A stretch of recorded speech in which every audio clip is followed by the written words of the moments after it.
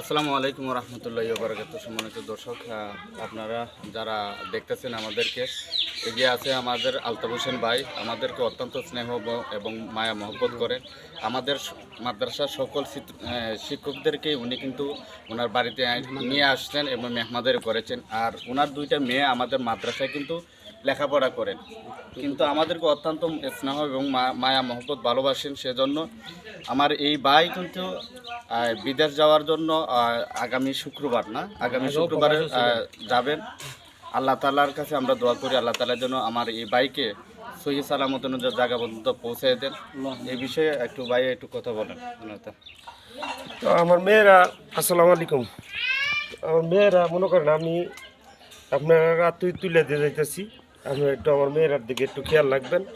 আর নিয়ত আছে তো মেয়ের মাদ্রাসা পড়ার, কারণ আমি তো এই লেখাপড়া করতে পারি নাই যে কোনো কারণে। যাক, আমার ছেলে একটা অসুস্থ, এটার লাগে সবাই দোয়া করবেন। আসসালামু আলাইকুম। আসসালামু আলাইকুম রহমতুল্লাহি বারাকাতু। আলতাফ হোসেন ভাই, ওনার বাড়িতে আজকে আমরা দাওয়াত আসছি। মানে কয়েকদিন পরে বিদেশে যাবেন, আগেও উনি বিদেশ ছিলেন, ছুটি কাটায়, অনেক ছুটি শেষ উনি যাইবেন। অত্যন্ত মায়া করেন, আমাদেরকে মহব্বত করেন। ওনার ছেলে আমরা আমাদের সাথে তৃতীয় শ্রেণীতে পড়ে, খুব ভালো ছাত্র হিসেবে। উনি চাইতেছেন যে এই দুনিয়াতে আসলে কিছু টাকা জায়গা নয়, যেটা আমার ছেলেটির আমি মেয়েটির আলিম বানিয়ে যেতে পারি। আর ওনার ছেলে একদম অসুস্থ, ওনার দোয়া চাইছেন। আপনারা সবাই ওনাদের ছেলের জন্য দোয়া করবেন।